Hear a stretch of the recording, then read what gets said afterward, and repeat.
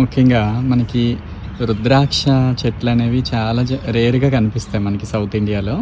ఇక్కడ నార్త్ ఇండియాలో ముఖ్యంగా హరిద్వార్, రిషికేశ్ ఈ ప్రాంతాల్లో ఈ చెట్లు చాలా విరివిగా పెరుగుతాయి. చూడండి ఈ చెట్టుకి కాయలు కూడా ఉన్నాయన్నమాట.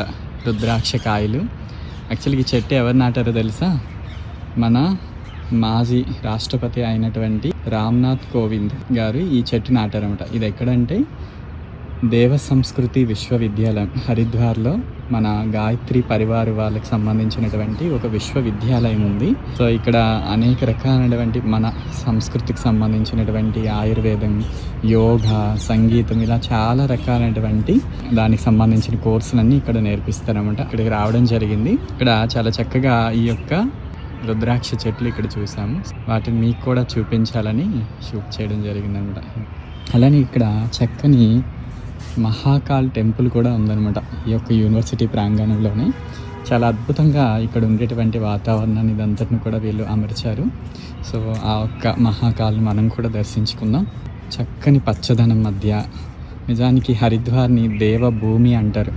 అటువంటి దేవభూమిలో ఆ పరమేశ్వరుడు చాలా రకాలుగా గంగా నది ఒడ్డున అనేక రూపాల్లో ఇక్కడ వెలిశారు. ఈ యొక్క యూనివర్సిటీ ప్రాంగణంలో విద్యార్థులందరి యొక్క దర్శనార్థం వారికి చక్కని విద్యని అందించేందుకు ఆ పరమేశ్వరుని ఇక్కడ వారు ప్రతిష్ఠించి ఒక దేవాలయంగా ఏర్పాటు చేశారు. సో మహాకాళేశ్వర్, ప్రజ్ఞేశ్వర మహాకాల్ అనేటువంటి నామంతో ఇక్కడ స్వామి వెలిశారు. చూసారా చాలా చక్కగా ఆ పరమేశ్వరుడు యొక్క శివలింగం ఇక్కడ మనకి కనిపిస్తూ ఉంది. ఇదంతా కూడా యూనివర్సిటీ అన్నమాట.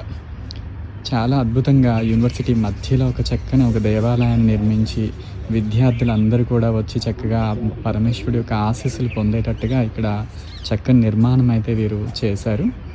ఇదంతా కూడా దేవ సంస్కృతి విశ్వవిద్యాలయం అన్నమాట.